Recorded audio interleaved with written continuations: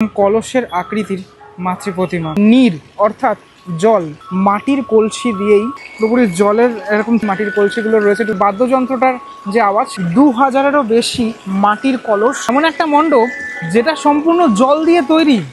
এটাও সম্ভব কলকাতার দুর্গাপুজোয়। 2025-এর দুর্গাপুজোয় সল্টলেকের ইসি ব্লক রেসিডেন্ট অ্যাসোসিয়েশনের এবছরের উপস্থাপনা নীর অর্থাৎ জল। প্রথমেই তোমাকে আসতে হবে সিটি সেন্টার মেট্রো, যদি মেট্রোতে আসো সিটি সেন্টার মেট্রো স্টেশন, বা বাসে আসলে সিটি সেন্টারও এখানেও বাস দ্বারা, যেখান থেকে তুমি আসো না কেন।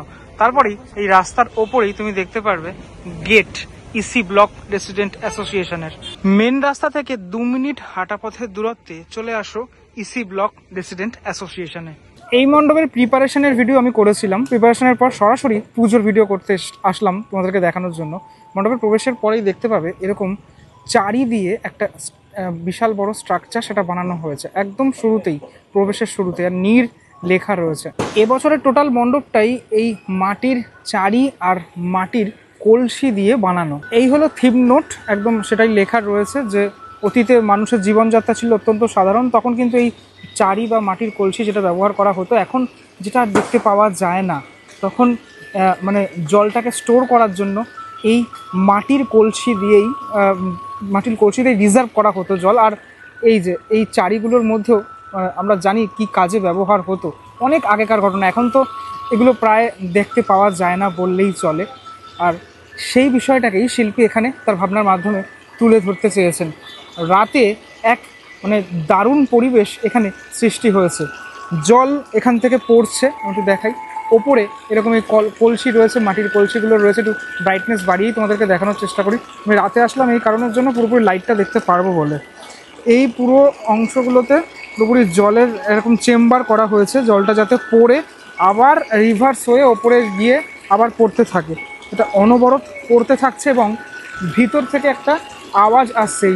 জলের যে টুংটাং শব্দ, মানে অ্যাকচুয়ালি জলের শব্দ না, শব্দটা হচ্ছে ওই জল তরঙ্গ বা এরকম একটা বাদ্যযন্ত্র আছে, আমি শিওর নই। সেই বাদ্যযন্ত্রটার যে আওয়াজ সেটা আসছে। মণ্ডপের ঢুকলেই তোমরা এরকম একটা মানে পরিবেশ লক্ষ্য করতে পারবে। এই ব্যাপারটা রয়েছে টোটাল মণ্ডপ জুড়েই, মানে দুই পাশেই, মানে বাদিক ডান দিক যতই তোমরা এগাও না কেন, এই জলের পুরো বিষয়টি রয়েছে। তার জন্য একটা ঠান্ডা ঠান্ডা ফিল সেটা কিন্তু আমি পাচ্ছি।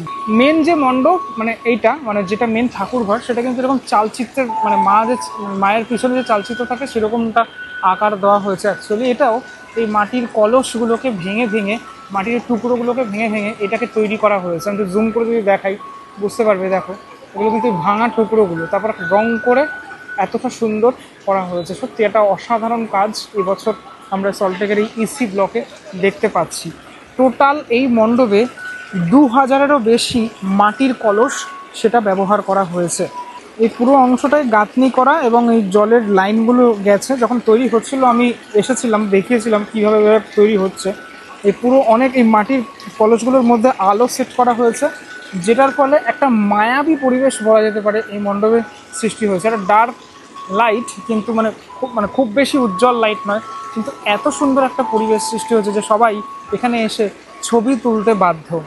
জলের এই আওয়াজটা না খুব ভাল লাগছে, মানে এতগুলো জায়গা থেকে জল পড়ছে, পুরো মণ্ডপের শুরু থেকে একদম শেষ অবধি আওয়াজটা খুব ভালো লাগছে। আর এর ভিতরেই কোনো না কোনো জায়গায় এই স্পিকার ফিট করা রয়েছে, যেটার জন্য এই সাউন্ডটার সাথে পুরোপুরি যাচ্ছে এই পরিবেশের সাথে।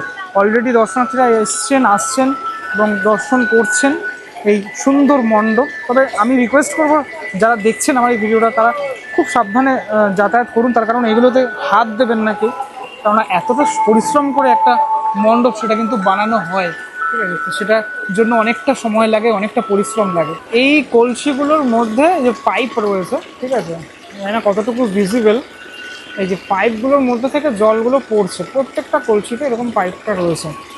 এইভাবে পরিষ্কার জল, একদম নিচটাও পুরোপুরি কালার করা হয়েছে। আমার সবথেকে বেশি ভালো লাগে সেটা হচ্ছে এতগুলো একসাথে জল পড়ছে এতগুলো জায়গা থেকে, সেটার মানে সাউন্ডটা যখন তোমার কানে আসছে তখন কিন্তু হেভি লাগছে, মানে শুনতে খুব ভালো লাগছে এবং একটা ঠান্ডা ঠান্ডা বোধ সেটা আমি করছি। আর এখন তো এসি আমাদের সকলের ঘরেই রয়েছে, কিন্তু এটা একটা ন্যাচারাল ব্যাপার, একটা ন্যাচারাল এসি, সেটা যেন এই মণ্ডপে আসলে তোমরা অনুভূত করবে, এটুকু বলতে পারি। এখানে দু রকমের কালার, একটা হচ্ছে ইটের যে কালার সেটা, আর একটা হচ্ছে হোয়াইট কালার। ধীরে ধীরে আমি এবারে গর্ভগৃহ অর্থাৎ মায়ের যে ঠাকুরঘরটা সেখানটা প্রবেশ করব। এখানে সিলিংটা খানিকটা ঠিক এইভাবে দেখানো হয়েছে, সিলিংয়ের অংশটা এই পুরো লাইটগুলোকে সেট করা হয়েছে এবং এরকম মাঝখানের অংশটা এরকম স্কোয়ার স্কোয়ার করে এইভাবে বানানো হয়েছে।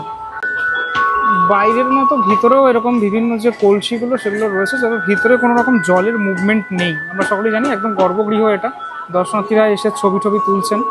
এই হলো মাতৃ প্রতিমা ইসি ব্লকের। এখানেও কিন্তু মানে এই যে মাটির ব্যাপার যেটা সেটা কিন্তু রয়েছে, মানে পুরোপুরি মাটি দিয়ে গড়া সেটা আমরা জানি, কিন্তু এরকম কলসের আকৃতির মাতৃ প্রতিমা, মায়ের রূপটা একদম অন্য রকমের, অন্য ধাঁচের যে মাতৃ প্রতিমা সেটা আমরা এখানে দেখতে পারবো ইসি ব্লকে আসলে। শুধুমাত্র মা দুর্গা নয়, সকলের রূপটাই সেম রকমভাবেই মনে হবে যে একটা তুমি এরকম কলসের মতো। মায়ের হাতগুলো পিছনের দিক থেকে রাখা হয়েছে এবং হাতে কিন্তু অস্ত্র বিদ্যমান। এই হলো সিংহ এবং অসুর রয়েছে নিচের অংশটাতে। প্রত্যেকের বাহনের যে অংশ, মানে বাহন যারা রয়েছেন, অর্থাৎ এই গণেশ ঠাকুর রয়েছেন, গণেশ ঠাকুর, লক্ষ্মী ঠাকুর, তাদের সকলের বাহন এই যে পেঁচা দেখতে পাচ্ছি নিচের অংশটাতে রয়েছে, এদিকে রয়েছে ইঁদুর একদম নিচের অংশটাতে। দেখো মানে এই রূপ তোমরা হয়তো আগে কখনো দেখোনি এরকমভাবে মায়ের এরকম রূপ, ঠিক আছে? আমার মনে হয় এই দুর্গা ঠাকুরের টোটাল, এই দুর্গা ঠাকুরের সাথে সকলে টোটাল সবাইকেই মনে হয় রেখে দেওয়া হবে আমার মনে হলো। কেননা এই ধরনের দুর্গা বিসর্জন তো দেওয়া হয় না। খুব সুন্দর যে কাজকর্ম সেটা রয়েছে এবং গায়ের অংশটাতেও মায়ের এই যে মানে অলংকারগুলো এখানে করা হয়েছে, এগুলো কিন্তু খোদাই করে করে পুরোপুরি করা হয়েছে টোটালটাই। এবং মুখটা খুব সুন্দর, আর কোনো কালার নেই, ঠিক আছে? মানে খুব অল্প কালার, খুব স্বল্প, এই মুখের অংশটাতে খুব স্বল্প কালার সেটা কিন্তু ব্যবহার করা। সকলেই এভাবে ফুটিয়ে তোলা হয়েছে। দেখো বাগদেবী সরস্বতীকে দেখাচ্ছি, হাতে বীণা রয়েছে, আর এই হলো কার্তিক ঠাকুর। ওভারঅল ওয়াইডে মানে পরিবেশটা যেহেতু এরকমভাবে তৈরি করা হয়েছে, মানে পিছনের অংশটাতেও এগুলো দেওয়া হয়েছে কলসগুলো, মানে ওয়াইডে কিন্তু খুব সুন্দর লাগছে। এসে ফটোগ্রাফির জন্য খুব ভালো জায়গা এই ইসি ব্লক রেসিডেন্ট অ্যাসোসিয়েশনের এই বছরের পুজো। ইতিমধ্যেই মণ্ডপ দর্শনার্থীদের জন্য খুলে গেছে, তো তোমরা এসে দর্শন অবশ্যই করতে পারো মাতৃ প্রতিমা। এবং এই মণ্ডপের মাঝের অংশটাতে এরকম কিছু জায়গা রাখা হয়েছে ছবি তোলার জন্য, দর্শনার্থীরা এখানে এসে ছবি তুলতে পারবেন।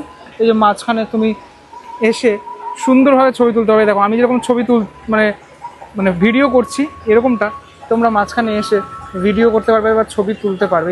এই জায়গাগুলো কিন্তু তাই জন্যই করা। এরকম একটা জায়গা, তার পাশে একটি জায়গা, তার পাশে আরও একটি জায়গা। কিভাবে আসতে হবে সেটা তো আমি বললামই, প্লাস এই থিমটা সম্পর্কে বললাম। খুব ভালো একটা থিম, খুব বাস্তবমুখী থিম।